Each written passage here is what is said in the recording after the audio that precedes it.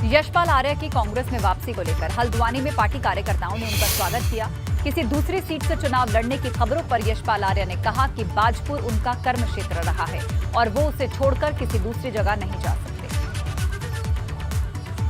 मैंने अपने को कभी मंत्री नहीं माना, एक सेवादार माना। सेवा करने का जो मेरा जज्बा है, मैंने कहा ना कि मानवता से बड़ा, मानव सेवा से बड़ा कोई धर्म नहीं है। राजनीति में मैंने यही सीखा है। तो वही बाजपुर मेरी कर्मस्थली है, तो बाजपुर के अलावा जाऊंगा कहाँ? मेरी कहाँ ठौर है? मेरी ठौर कहीं हो सकती है? आपके आने से ये आगाज है, अभी कुछ और लोग आने वाले हैं। देखिए, इंतजार करिए। अब मैं अभी कोई ढोल नहीं पीटना। यशपाल आर्य के भाजपा को छोड़ने के बाद अब धामी मंत्रिमंडल में एक मंत्री की जगह खाली हो गई है।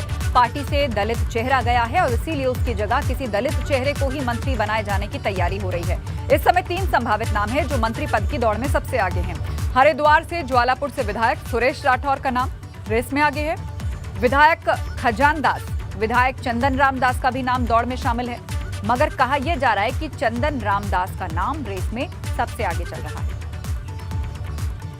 खजानदास, सुरेश राठौर, चंदन रामदास, ये वो 3 संभावित नाम हैं जो कि मंत्री हो सकते हैं। धामी कैबिनेट का नया मंत्री कौन? ये 3 नाम इस वक्त रेस में हैं, जिसमें सुरेश राठौर का नाम सबसे आगे बताया जा रहा है।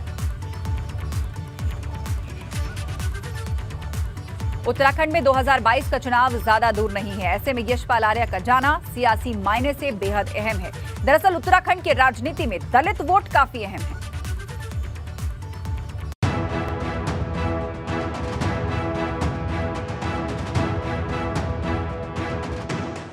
उत्तराखंड में यशपाल आर्य के कांग्रेस में जाने के बाद अब दलित वोट बैंक को लेकर राजनीति हो रही है।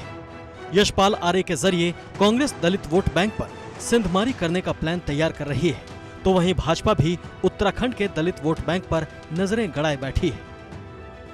गढ़वाल और कुमाऊं मंडल में 19 से 22 सीटें ऐसी हैं जहां दलित वोट मायने रखता है। कांग्रेस के पास अब तक दलित चेहरे के नाम पर प्रदीप टमटा ही थे, लेकिन अब यशपाल के आने से कांग्रेस दलित वोटों में बड़ी सिंधमारी कर सकती है।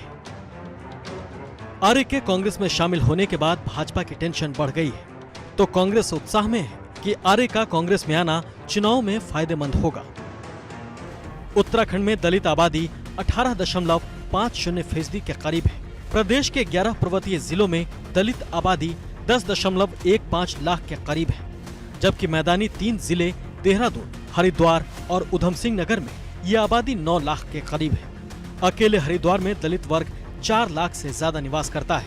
यही वजह है कि चुनाव से पहले सियासी दलों में दलित वोट बैंक को लेकर राजनीति तेज हो गई है।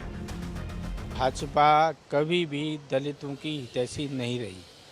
अगर भाजपा दलितों की हितैषी होती तो माननीय यशपाल आर्य जी भाजपा छोड़कर कांग्रेस में न आते। एक बात। दूसरी बात यह है कि भाजपा ने कभी दलितों का सम्मान किया? जहाँ तक दलित राजनीति का सवाल है तो कांग्रेस ने दलितों का हमेशा वोट बैंक के नाते तो उपयोग किया, लेकिन उनके हितों की चिंता कभी नहीं करी। हमने कभी यशपाल आर्य जी को दलितों के लिए आवाज उठाते हुए नहीं देखा। 2017 के विधानसभा चुनाव से पहले हुए 3 विधानसभा चुनाव में दलित वोट बैंक पर बसपा ने भी सिंध लगाई।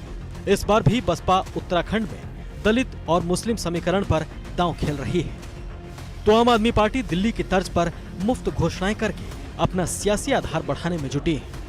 ये मानना है केवल घोषणा मात्र से कुछ नहीं होगा। उनको अगर सीएम चेहरा बनाना है तो फिर उनको ऑफिशियली घोषित करना चाहिए।